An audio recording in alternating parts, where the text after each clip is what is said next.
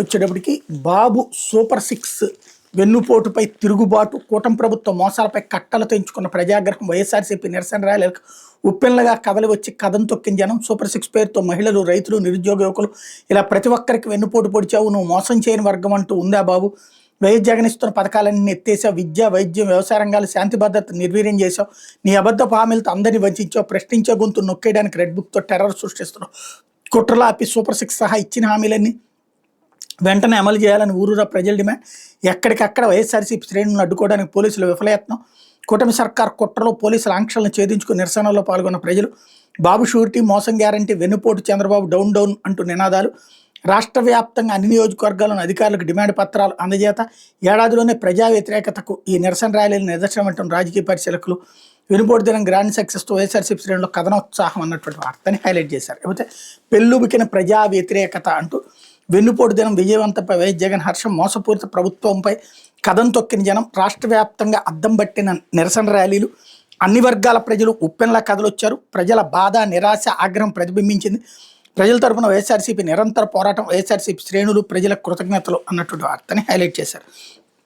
పెద్ద ఘోర విషాదం అంటూ బెంగళూరు ఇన్సిడెంట్ని హైలైట్ చేశారు. మరో 17 మంది జీవిత ఖైదీలకు క్షమాభిక్ష ఎక్కడ కూడా హైలైట్ చేశారు. ఇకపోతే డిఎస్సి అభ్యర్థులకి గడువు గొవ్వులు అంటూ అభ్యర్థులకు 3 నెలల శిక్షణ సమయం ఇస్తామన్న సర్కార్ ఇప్పుడు 45 రోజుల్లోని పరీక్ష.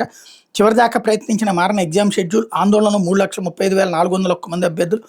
రేపటి నుంచి యథావిధిగా పరీక్షలు జరగబోతున్నాయి అన్నటువంటి వార్తని హైలైట్ చేసింది. కూటమి ప్రభుత్వం మెగా డిఎస్సీ పేరుతో ఊరించి ప్రకటించిన డిఎస్సీ పరీక్షలు ఉపాధ్యాయ అభ్యర్థులను కలవరబెడుతున్న నోటిఫికేషన్ తర్వాత పరీక్షలకు సిద్ధమయ్యేందుకు 90 రోజులు గడిపిస్తామని చెప్పిన పాలకులు కేవలం 45 రోజుల్లోని పరీక్షలు నిర్వహిస్తున్నారు. శుక్రవారం నుంచి డిఎస్సీ ఆన్లైన్ పరీక్షలు ప్రారంభంగా ఉన్న నేపథ్యంలో సిలబస్ పూర్తిగా పరీక్షార్థులు ఆందోళనకు గురవుతున్నారు. గతంలోనూ గ్రూప్ 2 మెయిన్స్ పరీక్షలు వాయిదా వేస్తామని మానవ వనరుల శాఖ మంత్రి నారా లోకేష్ సోషల్ మీడియాలో ప్రచారం చేశారు. ఇది నమ్మి ఊపిరి పీల్చుకున్న అభ్యర్థులు షాక్ గురి చేస్తూ మరుసటి రోజే మెయిన్స్ నిర్వహించారు. దీంతో వేల మంది అభ్యర్థులు నష్టపోయారు. ఇదే ఫార్ములాని ఇప్పుడు కూటమి సర్కార్ డిఎస్సీ పరీక్షలకు అనుసరించి దీంతో పరీక్షలకు దరఖాస్తు చేసుకున్న 3,35,401 మంది సిలబస్ పూర్తిగా గందరగోళ పరిస్థితిని ఎదుర్కొన్నారు. 2024 ఫిబ్రవరిలో ఇచ్చిన 6,100 పోస్టుల నోటిఫికేషన్ రద్దు చేసి మెగా డిఎస్సీ ఇస్తున్నామని కూటమి ప్రభుత్వం అభ్యర్థులకు హామీ ఇచ్చింది. అలాగే సీఎంగా నారా చంద్రబాబు నాయుడు ప్రమాణ స్వీకారం చేసిన వెంటనే తొలి సంతకాన్ని 16,437 ఉపాధ్యాయ పోస్టుల భర్తీ ఫైల్పై చేశారు. అంతేకాక వెంటనే నోటిఫికేషన్ ఇచ్చి డిసెంబర్లో పోస్టింగ్స్ కూడా ఇచ్చేలా చర్యలు తీసుకుంటా ఉన్నారు. కానీ ఆ తర్వాత పలు రూపాయల వాయిదాలతో సుమారు ఏడాదిగా సాగదీశారు అన్నటువంటి వార్తని హైలైట్ చేశారు. లేకపోతే వైద్య విద్యార్థినికి హైకోర్టు అండా అంటూ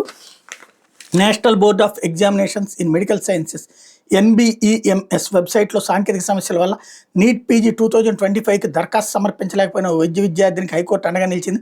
ఆమె దరఖాస్తు సమర్పించేందుకు అవకాశం ఇవ్వాలని NBEMS ఎగ్జిక్యూటివ్ డైరెక్టర్, కేంద్ర ఆరోగ్య కుటుంబ సంక్షేమ శాఖ కార్యదర్శిని హైకోర్టు ఆదేశించింది. ఆన్లైన్ ద్వారా దరఖాస్తు సమర్పించేందుకు అప్లికేషన్ విండోను తెరిచి ఉంచాలని ఆదేశించింది. వారంలో దరఖాస్తు చేసుకున్న విద్యార్థికి సూచించింది. ఈ మేరకు న్యాయమూర్తులు జస్టిస్ నూనెపల్లి అరుణ, జస్టిస్ ఎడవల్లి లక్ష్మణరావు ధర్మాసనం ఇటీవల ఉత్తర్వులు జారీ చేసింది. మే 7 నీట్ పీజీ 2025కి ఆన్లైన్లో దరఖాస్తు చేసేందుకు ప్రయత్నించగా NBEMS వెబ్సైట్లో సాంకేతిక సమస్యల వల్ల సాధ్యం కాలేదు. గడువు మూసే వరకు ఇదే పరిస్థితి నెలకొంది. నాకు దరఖాస్తు సమర్పించేందుకు అనుమతి ఇచ్చారు అధికారులు ఆదేశించినట్టు పశ్చిమ గోదావరి జిల్లా భీమవరానికి చెందిన శీలం జస్వంత్ హైకోర్టులో పిటిషన్ దాఖలు చేసి వ్యాజ్యంపై విచారణ జరిపిన న్యాయస్థానం పిటిషనర్ జస్వంత్కి దరఖాస్తు సమర్పించేందుకు అవకాశం ఇవ్వాలి, అందుకోసం అప్లికేషన్ విండోను తెరవాలని అధికారులు ఆదేశించింది. మళ్లీ నీట్ రాసేలా ఆదేశాలు ఇవ్వాలని మరొక పిటిషన్. నెల్లూరు దుర్గామెట్టలోని ఓ కేంద్రంలో నీట్ పరీక్ష రాస్తున్న విద్యుత్ సరఫరాకు అంతరాయం కలిగిందని, దీనివల్ల సమయం వృధా అయిందని, తాను మళ్లీ నీట్ పరీక్షకు రాసేలా ఆదేశాలు ఇవ్వాలని కోరుతూ బత్తిన శ్రీవల్లి అనే విద్యార్థిని హైకోర్టులో పిటిషన్ దాఖలు చేశారు. లేని పక్షంలో MBBS పూర్తయ్యేందుకు అయ్యే మొత్తాన్ని పరిహారంగా ఇప్పించాలని కోరారు. ఈ వ్యాజ్యంపై న్యాయమూర్తులు జస్టిస్ నూనెపల్లి అరుణ, జస్టిస్ ఎడవల్లి లక్ష్మణరావు ధర్మాసనం ఇటీవల విచారణ జరిపింది.